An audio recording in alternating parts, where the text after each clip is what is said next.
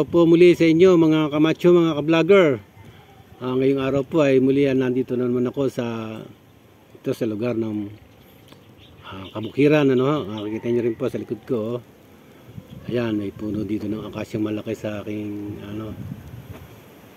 lumililom dito sa aking sa aking habong dito.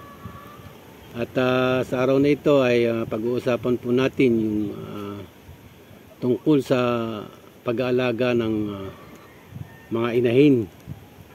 Dito po ay napakarami pong inahin dito na inaalagaan. At yan nga po, ang ginawa ko sa kanila ay imbis na ikinulong ko na sila, dahil wala nga po kulang po ako sa kulungan, at bago lang akong dito nagsisimula, ay sila po ay aking tinali at tinambang upang sa gayon ay safe sila at hindi na sila lalayo ito sa lugar na ito. Napakahirap po kasi na pag sila lumayo ay mawala. Bagamat dito sa bukid dito ay napakalawak nito at maaari silang makain ng mga predator, sawa o kaya mga bayawak. Marami po ditong bayawak at sawa. Kung minsan nabalita na lang namin dito na merong silalaki ng sawa, yung manukan doon sa kabila. Meron po kasi manok din doon sa kabila, manukan.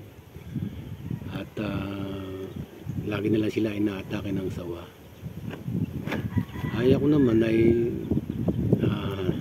narito rin para handa para sa ganung mga bagay. At alam nyo na, part yan ng ating paghahayupan o pag-aalaga ng mga manok dito, manok panabong. Kaya tayo araw-araw ay dumadalaw dito, tumitigil dito upang sa gayon ay makita natin ang sitwasyon at maproteksyonan ang ating mga alaga sa pamamagitan ng ating pagbabantay. Sa ngayon ay unti pa yung aking mga manok dito na inaalagaan. Paramihan ay mga inahin. May mga dati kasi ako mga inahin na dati kong pinaglagyan doon sa may amin doon, lapit sa amin. At dinala ko dito at kinukondisyon ko sila upang sa gayon ay meron akong biniling materyales o brood cap na ipapabreed o papalahian ko po itong mga manok na ito na aking inaalagaan. Ito po, kung gusto nyo makita ninyo ang mga sample ng aking mga manok. Ayan.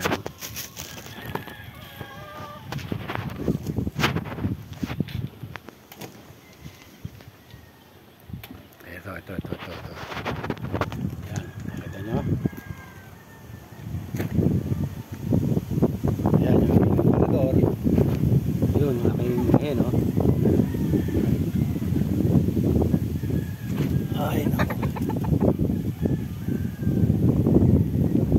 Yung aking inahin. Ayun pa.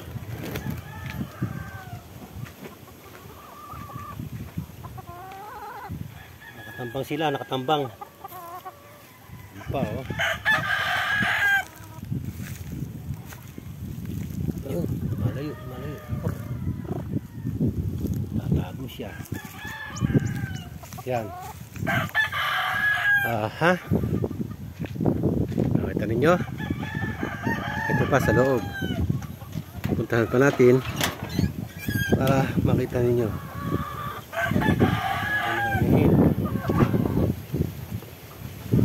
Siya.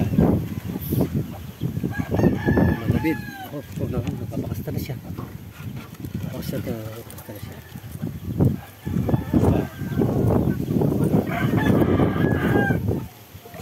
Ito yung iba. Ito, meron na ako napapisa.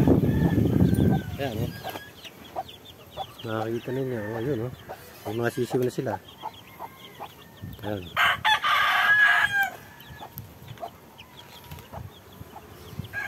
Ito nyo guys. Ganyan lang tayo mag-alaga ng ating mga manok na inahin. Kasi nagsisimula lang tayo at dumidiskarte tayo para dito ay maging safe sila.